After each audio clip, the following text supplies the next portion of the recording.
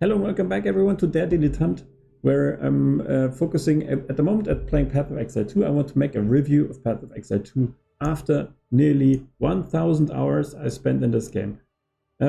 So in short, I can recommend it very much. I will play it also in the future. It's an awesome game. It's one of the best games I've played in a very long time. It's extremely challenging, so people might get discouraged by that if you don't have the time to actually kneel into the game and try to really find out how is the game working, how can I maximize my damage, how can I maximize my defenses, etc. So if you don't have the time to do that, it can be a very challenging game to get into. But when you do have the time, then it is gonna be a lot of fun, and also it can be very rewarding as soon as you get into the point of understanding all the game mechanics and these kind of things. And what does the game bring? The game brings a long campaign where you will defeat bosses and where you have to fight through all the monsters and have to go through different stages. And there's like 6 zones at the moment, or acts basically, and you have to go through all of them, and then you can end up in the end game, where you have a big map that expands outwards, and you have to have different kind of challenges as well there. And this is what the game is all about. It's a sandbox character development game that throws different kind of challenges at you, and you have to find a way to deal with those. And what I really like about the game is that you can really, there's a build variety to it that I've never seen before. You can go for very different things, and for me what makes it the most interesting is that it doesn't put shackles on you. It doesn't tell you which class has to do what. You can actually do whatever you want to do. So for example, I'm playing not only I'm playing the regular game where when you die you just go back to the last checkpoint and you start over.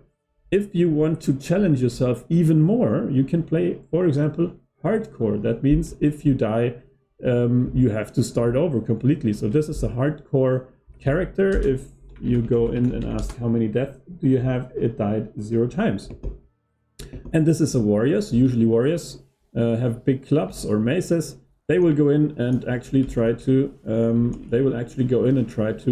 slam, and then they will try to maybe stun enemies and have these big massive attacks. And that's pretty much how the most people play the warrior. Now I'm playing on hardcore, and I wanted to go for a bit of a different style. I actually wanted to play with minions. So minions is actually a playstyle that's usually played with witches, so that's a different class. But I went in and I actually so you have this big skill tree where you can just choose where you want to go, and so you can choose more damage, you can choose more armor, and you have to balance it in the right way and find a solution for all the problems that are gonna come to you. So you have to deal a lot of damage, you have to sustain the damage you get from bosses, from mobs, you have to deal with things that will freeze you, things that will stun you. You have to deal with one dude that has a lot of HP. You have to deal with a lot of dudes that have little HP, so AEs, for example. And you also have to try to survive somehow. And for me, I feel like one of the most the easiest way to actually survive all the time is going with minions. So what I did in this tree is, because this is at the start of the witch tree, so they will go up here and start things over there, and then the minion skills are over here. Here are some, then you have here some minion things, here some minion things. But as you see, I started down here, I started with some melee damage, I started with some armor, so I will make myself more tanky, deal a little bit of more damage. Then I went up here, and then I just went for minion damage. And then I can go up here, and I can go for minion get more life and minion deal more damage, and then just continue playing a style of going in with a mace and a shield, and then having all the minions around that will tank hits and that will also deal damage. because yeah, that's the way I wanted to play this character. And this is what I really love about the game. It lets you do whatever you want to do, and it doesn't hold your hand. It doesn't shackle you into playing any way. You can just try out anything you want, and it is a massive sandbox. So you can see here, this is the skill tree, and usually you will end up going out, and then you have these specializations out here. So this one would be, for example, Giant's Blood, where you can wield two-handed axes, maces, and swords in one hand. So this means you could go for someone who holds two massive clubs in each hand. So basically you would have to, you will have different challenges, like you have to maximize your strength to actually be able to hold those big maces. Or you could go for Avatar Fire. All the damage is going to be fire damage. It's converted into fire damage, but you deal no fire damage. And this means, yeah, two things. You can deal ignite damage, which starts to burn things. So this is the thing I really love about Path of Exile 2. It puts you in a very dangerous world, and you have to cope with it and have to try to find a way to manage through it. And it will be increasingly more difficult if you have very little time, or you just want to play through it once. This game will hook you for maybe 20, 50, maybe 100 hours. But if you really love these kind of games, and you want to play hardcore, maybe you want to play different characters. For me, I've played Diablo 2. That was my game when I was younger. I loved Diablo 2 a lot. And then at some point, I also played Dark Souls, which also I played a lot, and I love Dark Souls. It's very challenging, and also it's very similar. It's very difficult, and it doesn't hold your hand. It just, you have to find a way to get through it. And once you've done it, it feels really nice. So yeah, pretty much what I wanted to touch up on was the end game. Let's go into another character, because this is not a character I have the end game unlocked yet. So let's go for the Blood Mage here. But the end game will, I just wanted to show the mapping stage, because this is also a very big part of it. So once you finished all the waypoints of the campaigns, at the moment there are 6 campaign acts, but these 3 are just repetitions of the first 3, and they will be continually released. They will also release more classes. For now they have 6 classes, each 2 ascendancies, and they will release 6 more classes, and each will have 3 ascendancies. So this is yeah, just ascendancy is the only thing that you can change in the end. So that's the only thing that you actually need to or make a new character at the moment if you want a new thing. But yeah, just the sheer amount of variety that you can achieve here is insane. And then it doesn't end with the skills and the skill points. You also have jewels. You have specific jewels that have even more specific effects. You have the gear. You have 10 item slots that you can fill. And then you have map device, where you can actually choose where you go, where you have a lot of different and completely different things you can try to achieve here again. And one thing is trying to kill the last bosses in all the areas.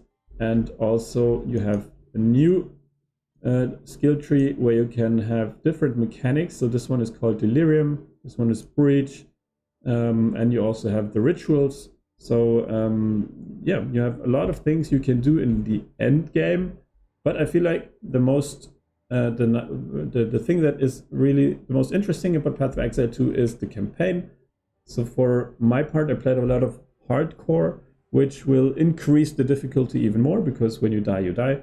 And yeah, trying to get your character through hardcore Path of Exile 2 is really challenging, and it's also really nice when you finished it, and then you just feel that you finished a really challenging task, and that's very nice. But then I would only attempt that if you bring a lot of time, because this yeah, takes a lot of time. Let's dive into what other people have to say.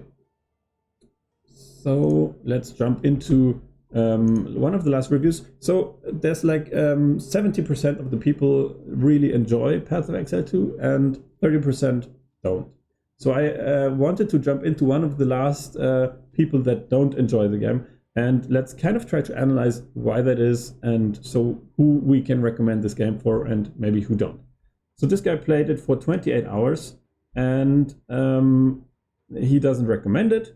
28 hours is not enough to get through the campaign. So maybe he kind of played through the campaign. It was too difficult for him. He kind of ended up not enjoying the journey, and maybe he played a character that was not strong enough, had a difficult time. He tried hard to enjoy the game. He played a melee build probably. He says it's actively anti-melee, and that is true to some content. You can make it work, but it is difficult. But it's also difficult as a sorceress. So that's not really... It is a very difficult game. It's not really anti-melee. Some of the strongest builds are melee. Warriors, they actually won in the speed racing. So 2.5 hours through the whole content. If you maximize everything, if you're really good at the game, you can, in 2.5 hours, you can beat the campaign. Check out my race results video for that. And then he says you both classes intended for melee, monk and warrior, are slow. Yeah, every character is slow. And actually the warrior is actually the fastest class, as we saw in the race. So the problem with Path of Exile 2 is it doesn't show you the things. You have to find them yourself. Either you research on YouTube or you kind of... But yeah, just going into Path of Exile 2 and playing it for yourself, it can be very challenging finding out the right things, the right builds, the right ways to actually approach it. He goes to say the monk also goes invoker, so casting spells instead of melee.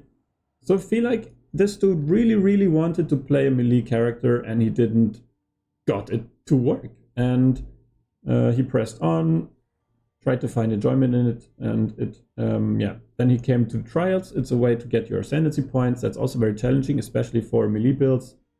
And yeah, then there's some more things that he didn't like, but yeah, that's the way it is. And I can understand that point fairly well. The thing is, in this character building, you have to find a way to scale damages like more than once. So you actually have to find a way to, so you will, or if you cast spells, you will try to increase your spell damage and then go for spell crit chance and then for spell crit damage. So you don't only increase the base damage, you also increase the multiplications of the damage in the end. And this is just, you know, the thing that makes this game very interesting, is to find ways how to deal way more damage and also to sustain the damage that you receive. And this is the challenge about the game, and it's not for everyone. If you're not into that, optimizing, maximizing, and, you know, beating that challenge, then that game is probably not for you. But for me, it's one of the best games out there that I've played in a very long time, and I find it amazing. Yeah, I hope that you guys had a first impression if you've never heard of it, or that you've seen one or two things that you find interesting. And yeah, let me know what you think, what you've thought about the game, what else you wanted to know. And thank you guys for tuning in, and see you guys next time. Bye bye.